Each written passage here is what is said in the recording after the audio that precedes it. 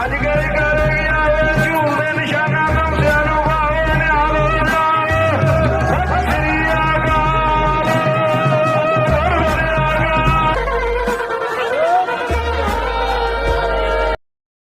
अब मैं अपनी कथा बखानो, ताप साधत जिहे बिद मोहियानो। कहते मैं दुष्ट दमन के रूप विच बंदगी कर रहा सी। बंदगी करदियां नूं मैनूं आवाज दिती गई है। महाराज किथे बंदगी करदे सी? कहते मैं बंदगी कर रहा सी हिमकुंट पर्वत है जहां सप्त श्रृंग शोभत है तहां तह हम अधिक तपस्या साधी महाकाल काल का आराधी। तह हम उस जगह उत्ते मैं बंदगी की है। वो केड़ा स्थान है? कहते हिम दा कुंड सी, उत्थे हिम दा सरोवर सी, बर्फ दा सरोवर सी। सप्त श्रृंग तिखे सिंगां वालियां चोटियां वालियां सत घेरे पहाड़ियां सन। बड़ी नोक तिखी सी उन्हां दी। उन्हां सत्तां पहाड़ियां दे अंदर एक बर्फ दा कुंट है। पानी जम जाता है ठंड दे विच, फ्रीज हो जाता है। बाहरले मुल्कां जिथे इधर किते अल्बर्टा वाल कैनेडा चले जाओ तो -30-40 टैंपरेचर है, पानी जम जाता है। किते ब्लैक आइस बन जाती है जिथे ठंड बहुती है। वो कहते उत्थे पानी जम्मिया ही रहिंदा है, बर्फ दा उत्थे सरोवर बनिया रहिंदा है। कहते उत्थे बंदगी कीती है, उत्थे तपस्या कीती है। कदों जी? पिछले जन्म दे विच। हिमकुंट पर्वत है जहां सप्त श्रृंग शोभत है तहां तह हम अधिक तपस्या साधी। इन्नी क तपस्या कीती है, गिणती मिणती कोई नहीं है। सारियां नालों वध के अधिक तपस्या साधी महाकाल काल का आराधी। हुण इत्थे आके कई प्यारे तर्क साध लैंदे ने भी ये किसी हिंदू की रचना है। क्यों जी? क्योंकि महाकाल ते कालका ये दो लफ्ज सनातन हिंदू मत विच प्रचलित ने। भी महाकाल वो शिव जी नूं कहंदे ने जी, ते कालका वो काली नूं कहंदे ने, देवी नूं कहंदे ने, दुर्गा नूं कहंदे ने। इत्थे टपला खा लैंदे तुसीं। हुण थोड़ा जिहा ध्यान दिओ। राम लफ्ज रामचंद्र लई भी आया है गुरु ग्रंथ साहिब विच, ते रमे हुए परमात्मा लई भी आया है। रामचंद्र जी कुछ ताकतां दे मालक ने, 14 कलां दे, ते राम जो सारियां च समाया है खुदा है, वो समुचियां ताकतां दा मालक है। ओही गुरु नानक बन के दुनिया ते आया जिहड़ा समुचियां ताकतां दा मालक है। रामचंद्र जी कोल 14 कलां ने। एक जगह बाणी दे विच ये लफ्ज आ रहा है, राम गयो रावण गयो जाको बहु परिवार। ना राम जी रहे ते ना रावण ही रहा। राम दा छोटा परिवार सी, 2 बच्चे ने, घर वाली है, 3 भाई ने, लक्ष्मण है, शत्रुघ्न है, भरत है। छोटा परिवार है। कहंदे काल ने नहीं छड्डिया, किसे नूं नहीं छड्डदा। करी लोहो कलमंग लिखियो लेख माथंग सबै जेर कीने बली काल हाथंग। काल कोल इन्नी ताकत है, ऐसी कलम है लोहे दी भी जिवें पत्थर ते लोहे नाल लकीर मार दिओ मिटदी नहीं। ऐसी देवनेत दी लकीर मारदा है। ना देवता छड्डदा है, ना पैगंबर छड्डदा है, ना गुरु पीर ही रवेगा, ना संत ही रवेगा, ना साकत ही रवेगा। राम जी ते गए ने, छोटा परिवार सी। कहंदे बहु परिवार वड्डे परिवार वाला 1 लाख भूत 1.25 लाख नाती तेह रावण कर दिया ना बाती। कहंदे वड्डे परिवार वाला रावण भी नहीं छड्डिया उन्हें। इत्थे राम लफ्ज ही है ना, राम गयो रावण गयो लफ्ज उही है। इत्थे आ रहा है रामचंद्र दे लई।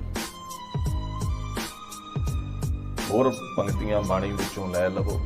सबै घट राम बोलै, रामा बोलै, राम बिना को बोलै रहे। इत्थे हुण जे कोई अर्थ दा नर्थ करे भी रामचंद्र जी सारियां च बोल रहे ने, रामचंद्र जी ते रहे नहीं, उदों ही चले गए शरीर करके, फिर अज किवें बोल रहे ने? नहीं, इत्थे किहड़े राम दी गल है?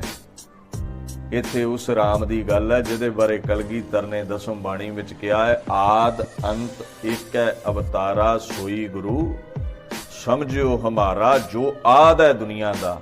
ਮਰਦਾ ਨਹੀਂ ਹੈ ਉਹ, ਅਸੀਂ ਰਹੀਏ ਜਾਂ ਨਾ ਰਹੀਏ ਉਹ ਮਰੇਗਾ ਨਹੀਂ।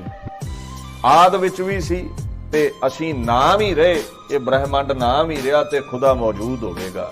ਇੱਥੇ ਉਹ ਹੈ ਸਭੈ ਘਟ ਰਾਮ ਬੋਲੇ, ਸਾਰਿਆਂ ਘਟਾਂ ਵਿੱਚ ਘੜਿਆਂ ਵਿੱਚ ਸਰੀਰਾਂ ਵਿੱਚ ਸਾਰੀਆਂ ਜੂਨਾਂ ਵਿੱਚ ਚੀਟੀ ਤੇ ਕੁੰਚਰ ਅਸਥੂਲਾ ਸਭ ਪਰ ਕਿਰਪਾ ਦ੍ਰਿਸ਼ਟ ਕਰ ਫੂਲਾ। ਹਰ ਇੱਕ ਦੇ ਵਿੱਚ ਵਸਿਆ ਹੈ, ਫਿਰ ਹੀ ਵਾਧੇ ਫੁੱਲਦੇ ਆ। ਜੇ ਜੋਤ ਖਿੱਚ ਲਵੇ ਅਸੀਂ ਤੇ ਮਿੱਟੀ ਹੋ ਜਾਈਏ।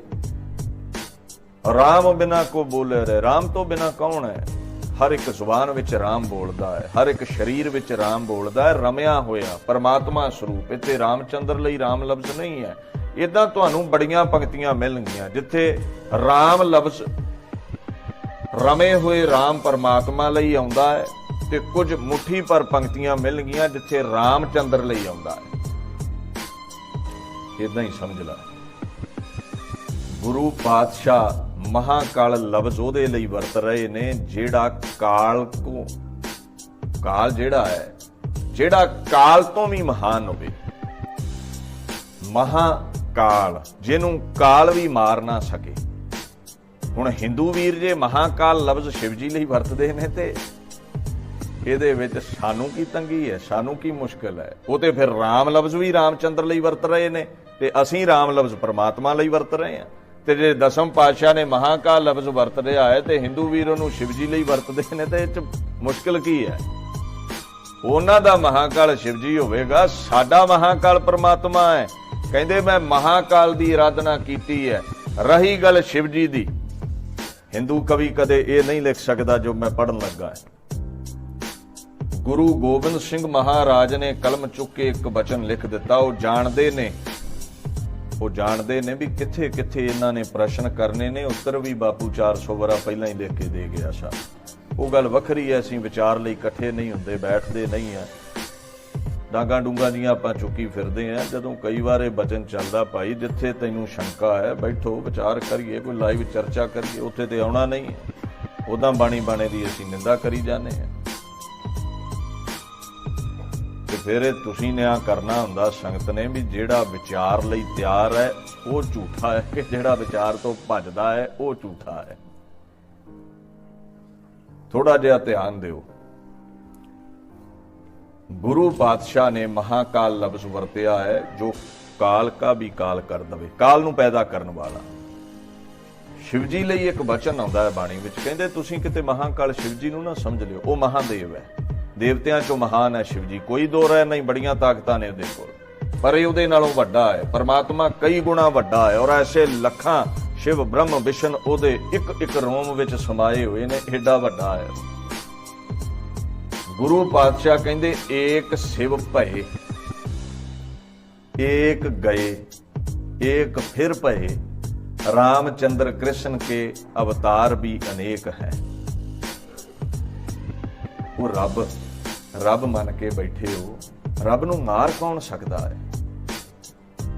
शिव जी दुनिया ते कई बार आया है, कई बार जाना पै गया, कई रामचंद्र जी आए, कई कृष्ण महाराज आए।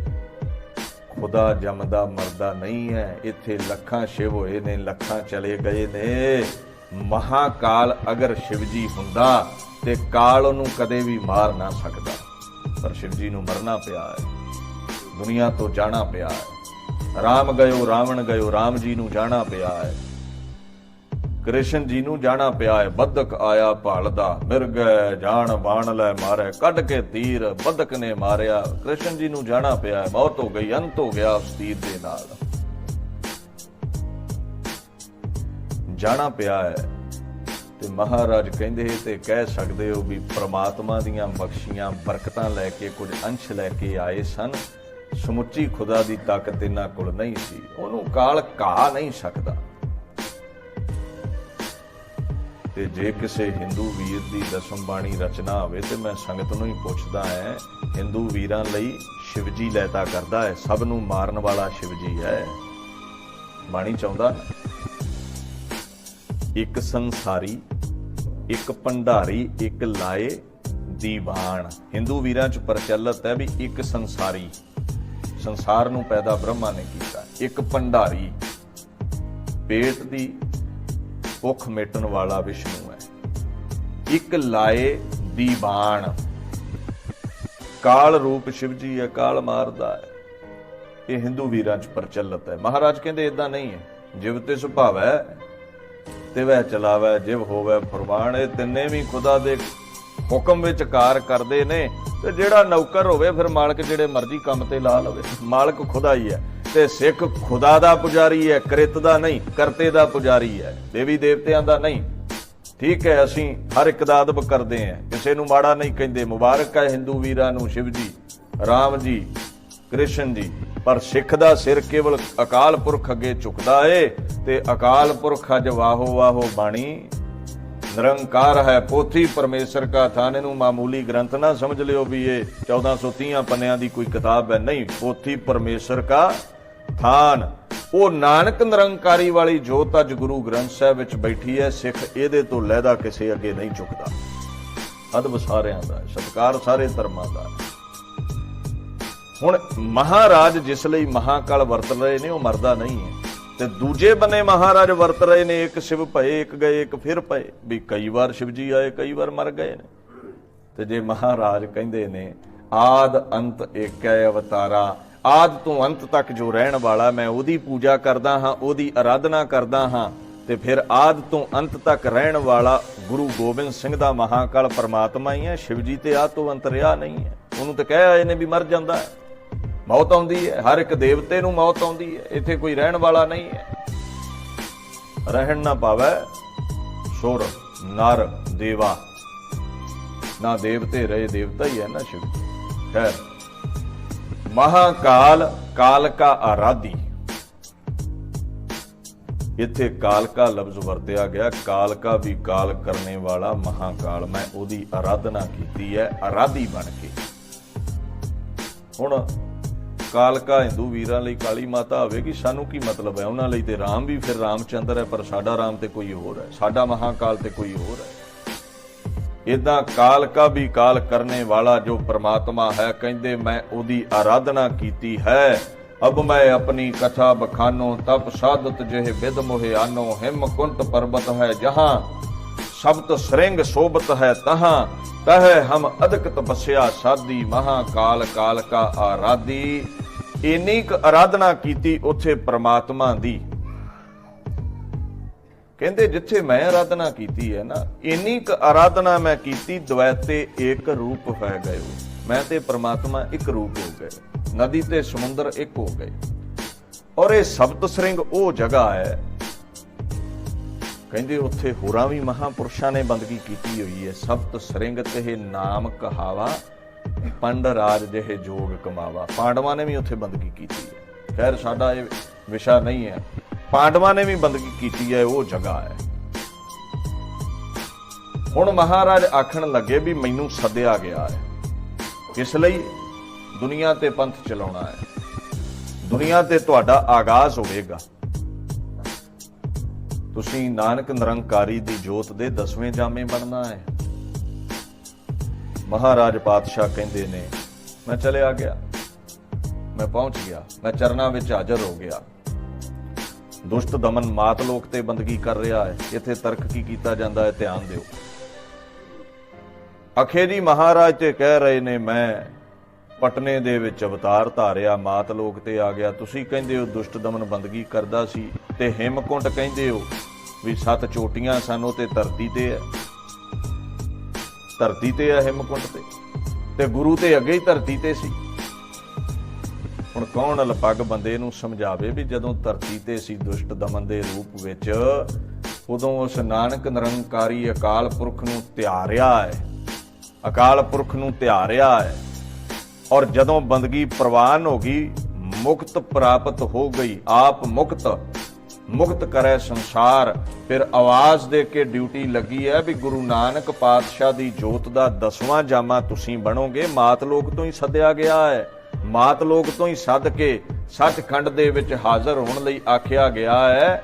ਔਰ ਕਲਗੀਧਰ ਪਾਤਸ਼ਾਹ ਹੱਥ ਜੋੜ ਕੇ ਕਹਿੰਦੇ ਨੇ ਜਦੋਂ ਮੈਨੂੰ ਸੱਦ ਲਿਆ ਗਿਆ मैं दरबार विच हाजर होया, बात लोक नूं छड्ड के सचखंड विच हाजर होया। ठांड पयो मैं जोर कर बचन कहा सिर न्याय, पंथ चले तब जगत में जब तुम करो सहाय। हथ जोड़ के खलो गया जी, पंथ ते चल सकदा ए पर तुहाडी किरपा होवे ते। ये बरकतां किवें कहंदे मैनूं मिलियां, किवें मैं उहदे विच अभेद होया बंदगी करके। बंदगी बड़ी कीती आराधी बन के।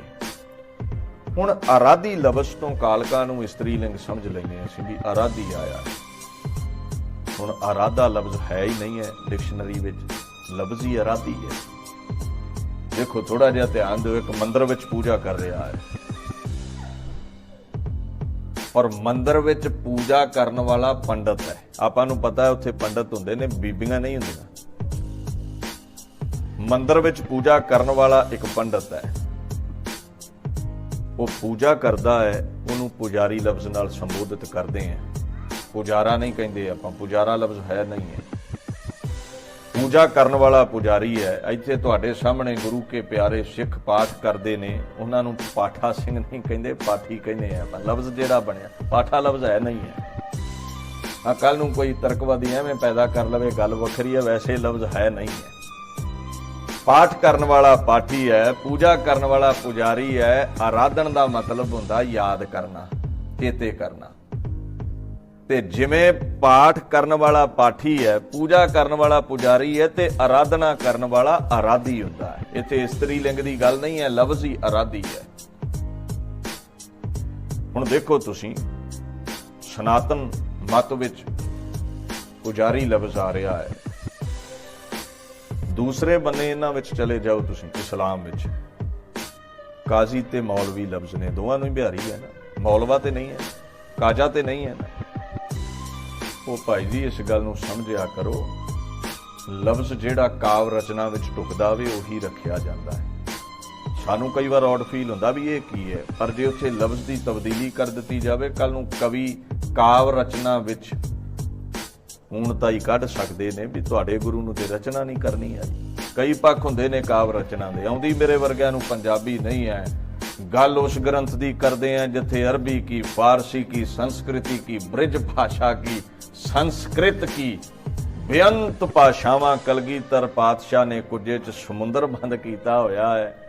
तर्क करन लगे असीं सोचदे नहीं, कुछ कमियां ने साडे विच, असीं कुझे आ, अंत असीं समुंदर दा पाउण निकले आ ते किवें पवेगा, नहीं पाया जा सकदा। महाराज कहंदे मैं आराधी बन के आराधना कीती है और इहदा फल इह मिलिया भी मैं ओहदा ही रूप हो गया ते मैनूं सद लिया गया। एह बिद करत तपस्या भयो, द्वैते एक रूप हवाया गयो, तात मात मुर अलख अराधा, बहु बिद जोग साधना साधा। दूसरे बन्ने मेरे तात ते मात जिन्हां ने बनना है, आउण वाले समय विच जिन्हां ने मेरे तात ते मात बनना है, वो भी बैठे ने।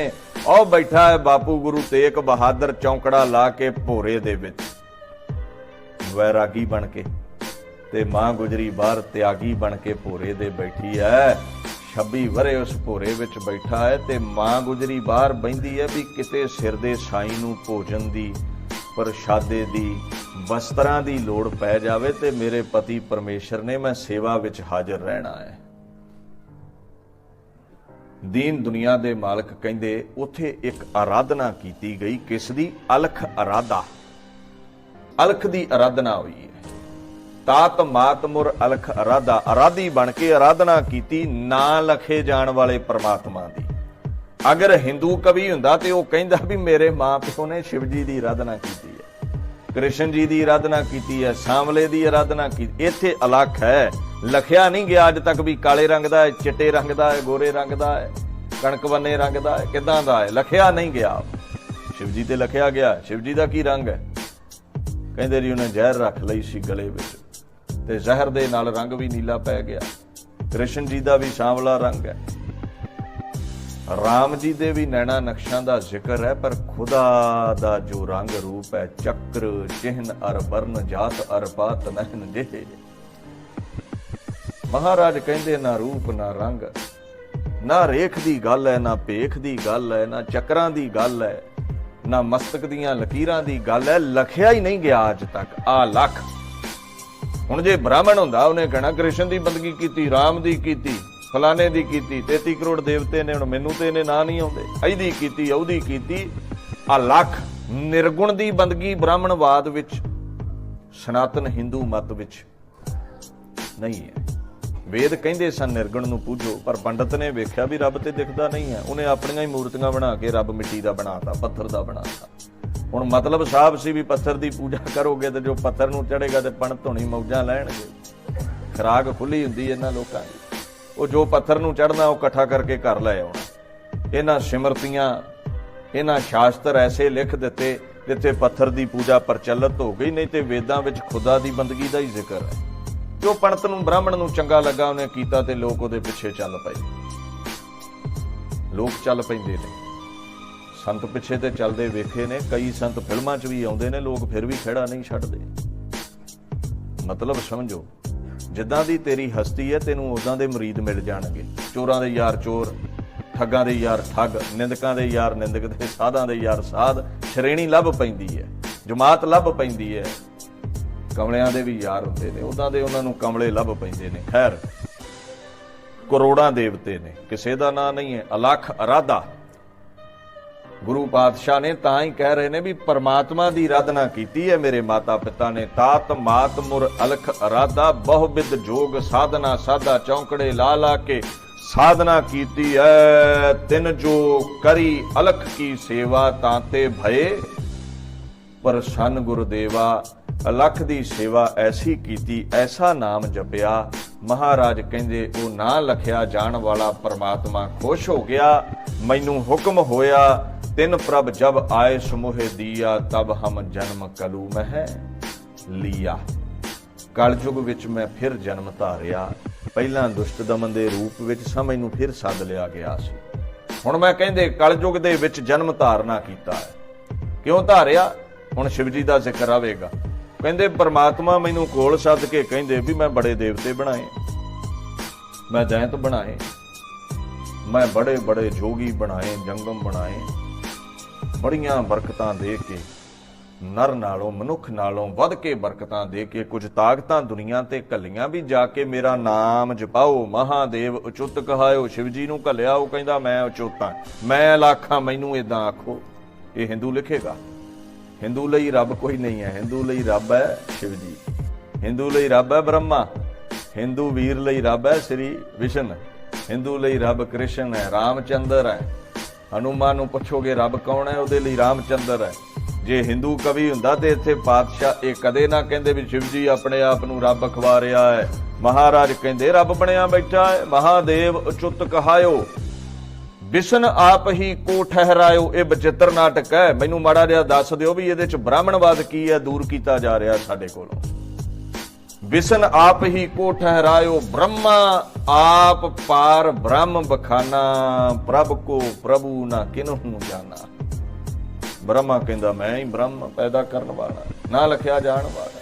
ਵਿਸ਼ਨ ਕਹਿੰਦਾ ਮੈਂ ਹੀ ਪਰਵਰਿਸ਼ ਕਰਦਾ ਹੈ। ਬ੍ਰਹਮਾ ਕਹਿੰਦਾ ਮੈਂ ਪੈਦਾਇਸ਼ ਕਰਦਾ ਹਾਂ। ਸ਼ਿਵ ਜੀ ਕਹਿੰਦਾ ਮੈਂ ਅਚੁੱਤ ਹਾਂ, ਮੈਂ ਮਰਦਾ ਨਹੀਂ, ਮੈਂ ਸਭ ਨੂੰ ਮਾਰ ਸਕਦਾ ਹਾਂ।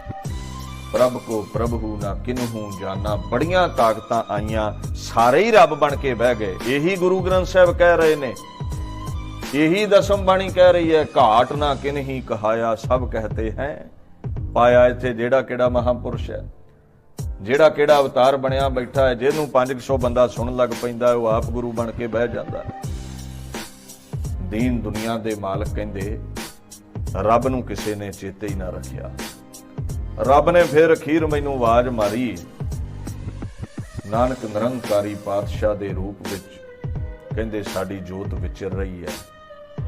ਕੰਮ ਲੰਬੇਰਾ ਹੈ, ਜਾਮੇ ਬਦਲਨੇ ਪੈ ਰਹੇ ਨੇ ਤੇ 10ਵਾਂ ਜਾਮਾ ਤੁਹਾਨੂੰ ਬਣਨਾ ਪਵੇਗਾ। ਇਦਾਂ ਸਮਝ ਲਿਓ ਵੀ ਜਿਵੇਂ ਆ ਗੁਰੂ ਘਰ ਦੀ ਬਿਲਡਿੰਗ ਹੈ ਨਾ, ਗੁਰੂ ਘਰ ਤੇ ਮਹਾਰਾਜ ਦੇ ਪ੍ਰਕਾਸ਼ ਤੋਂ ਬਾਅਦ ਬਣਿਆ। ਮੈਂ ਪਹਿਲਾਂ ਦੀ ਗੱਲ ਕਰਾਂ, ਜਦੋਂ ਇਹ ਬਿਲਡਿੰਗ, ਇਹਦਾ ਵਜੂਦ ਕਿਸੇ ਹੋਰ ਕਾਰੀਗਰ ਨੇ ਰੱਖਿਆ ਹੋਵੇਗਾ। ਕੰਧਾਂ ਕਿਸੇ ਹੋਰ ਨੇ ਉਸਾਰੀਆਂ, ਬਾਰੀਆਂ ਬੂਹੇ ਕਿਸੇ ਹੋਰ ਕਾਰੀਗਰ ਨੇ ਲਾਏ, ਗੁੰਮਜ ਕੋਈ ਹੋਰ ਲਾਉਂਦਾ ਹੈ, ਇੰਟੀਰੀਅਰ ਡਿਜ਼ਾਈਨਰ ਕੋਈ ਹੋਰ ਹੈ, ਐਕਸਟੀਰੀਅਰ ਡਿਜ਼ਾਈਨਰ ਕੋਈ ਹੋਰ ਹੈ। ਹੁਣ ਇੱਕ ਬਿਲਡਿੰਗ ਹੈ, ਇੱਕ ਮਹੱਲ ਹੈ ਤੇ ਕਾਰੀਗਰ ਵੇਖੋ ਕਿੰਨੇ ਨੇ। ਸਮਾਂ ਲੱਗ ਜਾਂਦਾ ਹੈ, ਬੜੇ ਕਾਰੀਗਰ ਚਾਹੀਦੇ ਨੇ। ਪਾਤਸ਼ਾਹ ਕਹਿੰਦੇ ਨੇ ਖਾਲਸਾ ਪੰਥ ਰੂਪੀ ਮਹੱਲ ਬਣਾਉਣ ਲਈ 10 ਕਾਰੀਗਰ ਲੱਗੇ ਸਨ। ਜੋਤ ਇੱਕ ਸੀ। ਜਿੱਦਾਂ ਜਿੰਨੇ ਵੀ ਕਾਰੀਗਰ ਨੇ, ਜਦੋਂ ਤੁਸੀਂ ਨਕਸ਼ਾ ਤਿਆਰ ਕਰਾਉਂਦੇ ਜੇ ਆਰਕੀਟੈਕਟ ਕੋਲੋਂ, ਨਕਸ਼ਾ ਇੱਕ ਹੀ ਹੁੰਦਾ, ਸਾਰੇ ਉਹਨੂੰ ਫੋਲੋ ਕਰਦੇ ਨੇ। ਜੋਤ ਇੱਕ ਹੀ ਹੈ, ਸਾਰੇ ਹੀ ਉਸ ਜੋਤ ਦਾ ਪ੍ਰਚਾਰ ਪ੍ਰਸਾਰ ਕਰਨ ਆਏ ਨੇ, ਉਹਨਾਂ ਨਕਸ਼ੇ ਕਦਮਾਂ ਤੇ ਚੱਲਣ ਆਏ ਨੇ। ਰੰਚਕ ਮਾਤਰ ਭੇਦ ਨਹੀਂ ਹੈ, 10 ਦੇ ਦਰਮਿਆਨ 9 ਜਾਮੇ ਮੌਜੂਦ ਨੇ। ਇਸ ਸਰੀਰ ਨੂੰ ਦੁਨੀਆ ਤੇ ਲੈ ਕੇ ਜਾਓ, ਮੇਰੀ ਜੋਤ ਲਈ 10ਵਾਂ ਮਹੱਲ ਬਣ ਜਾਓ, 10ਵਾਂ ਜਾਮਾ ਬਣ ਜਾਓ, ਮੇਰੇ ਉਸ ਪਾਤ ਦਾ ਮਾਲਕ ਸ਼ਾਹ ਬਣ ਜਾਓ, ਪਾਤਸ਼ਾਹੀ 10ਵੀਂ ਬਣ ਜਾਓ। ਦੀਨ ਦੁਨੀਆ ਦੇ ਮਾਲਕ ਨੂੰ ਇਹ ਭਾਇਆ ਦੁਸ਼ਟ ਦਮਨ ਨੂੰ ਸੱਦ ਕੇ ਮਾਤ ਲੋਕ ਤੋਂ ਹੁਕਮ ਕੀਤਾ ਵੀ ਦੁਨੀਆ ਤੇ ਜਾਣਾ ਏ।